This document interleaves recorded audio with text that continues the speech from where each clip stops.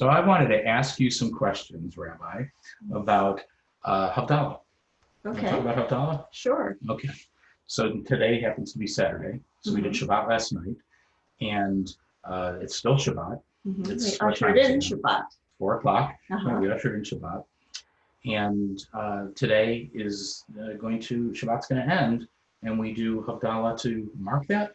Exactly, exactly. So Havdalah comes from the Hebrew root, the Hebrew word lehavdil, which means to separate or distinguish.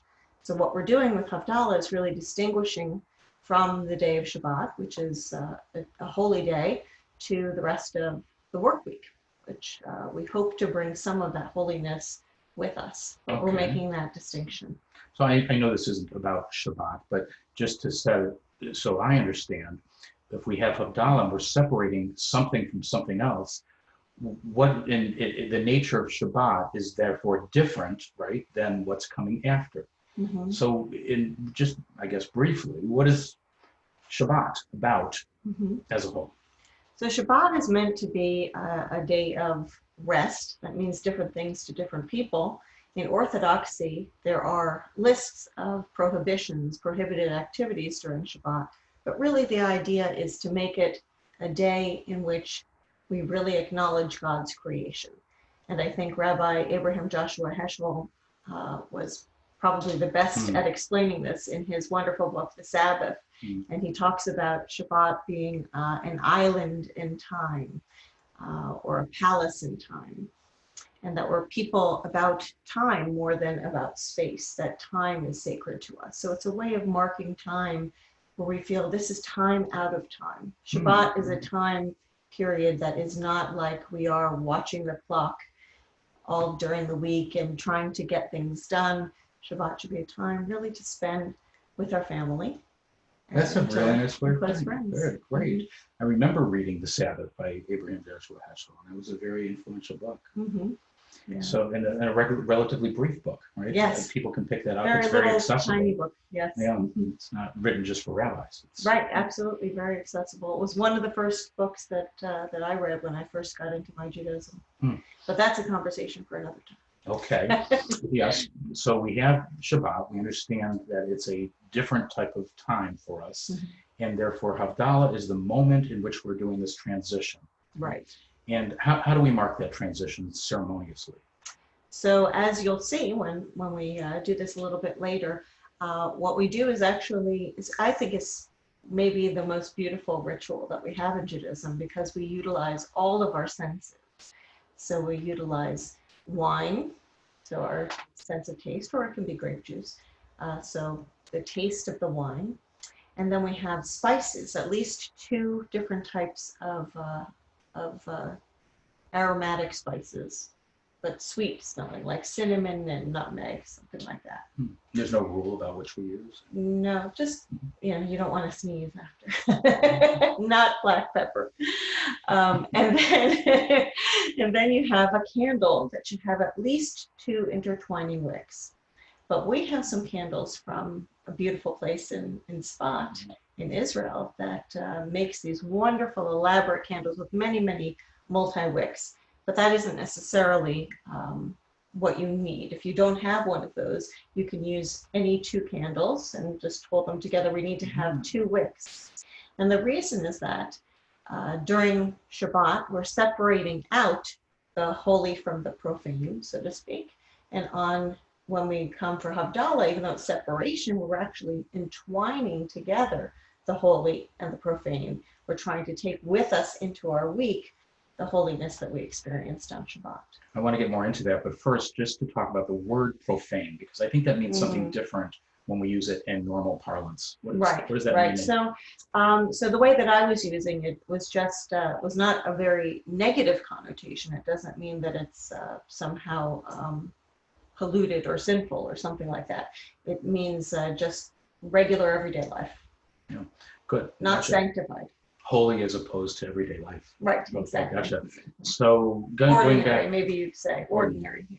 So going back to the ceremony itself, so you have certain ritual items. You have these candles, and I did not know that you could do it with just, say, Shabbat candles. Right. whatever When I else. have been traveling around, and I've done a lot of travel around the world, I have sometimes not had a Havdalah candle handy, and so I've just put those two together. Okay, Yeah. that's good to know. Right. And so we have the candle, and then we have the spices. Do Mhm. they have to be in a certain kind of container? Are there rules There, that we? well, Mhm. there are beautiful Mhm. containers you can buy or make, but it doesn't have to be. It can be in any kind of container, just so that you can smell at least two different kinds of fragrant spices. So Havdalah So, is not the kind of thing where we have to have special items in our home. We can have quite literally a paper cup filled with these spices, mhm, two candles of whatever kind we have, mhm, and a cup of wine. Is mhm. that right? Or grape So, juice even. or grape juice even. Yeah, well, Yes. that's really a good thing And to we know. sing, so we hear the sounds of the singing, and we taste the wine, and we smell the spices, and we see the darkness and the light of, and ideally this is done outside in the Mm. darkness after nightfall, but you can do it inside. If it's raining, don't worry about it. You can do it inside, or terribly cold or something. So you can do it inside in the dark, which I like, or just very, very minimal electric lights that can really see the light of the candles flickering and the difference of the light and the dark playing with one another. So it involves all of the senses. And this is the bonus of it. It's the shortest ceremony in Judaism. So if you're somebody who doesn't like to sit for a long time and pray long prayers in the synagogue for worship, Havdalah's for you. Is there any food involved? Oh, well, you can have it beforehand. You can have a malave malka, a third sudash lishit, which is the third meal of Shabbat. You're supposed to have actually three main meals of Shabbat. You have Friday night Shabbat dinner, and then Saturday after services, we're meant to have a nice Shabbat lunch. And then in the evening, instead of calling it dinner, we call it Sudash Lishit, the third meal. And this is the festive meal as the sun is setting and we're getting ready to say goodbye to Shabbat. Kind of like hobbits with their second dinner. Yes. Yeah. Yes. Gotcha. And you mentioned song. So there's the sense of singing. So you talk about these different senses and all of that. What songs are you talking about? Well, for Havdalah, we have specific singing that we do.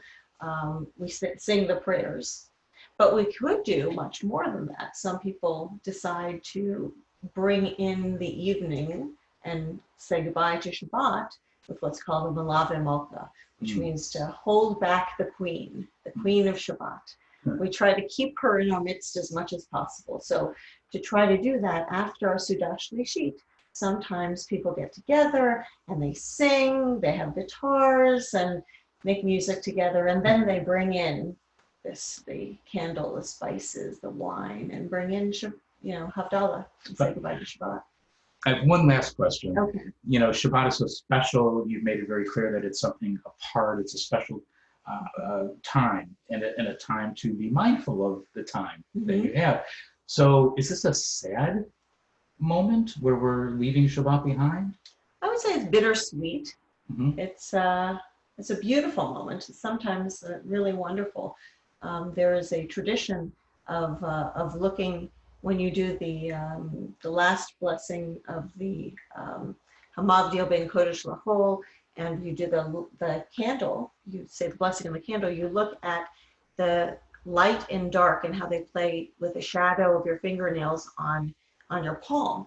But instead of that, I like to look around at the eyes of those with whom I've shared Shabbat and see their eyes flickering in the light of the Havdalah candle. So, that sounds very special. So it can be a very sweet thing.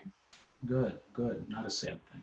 So I guess we'll do Havdalah today. Yes. And kind of show how that works. Exactly. Okay, exactly. Good. That's great. We'll stop recording. Okay.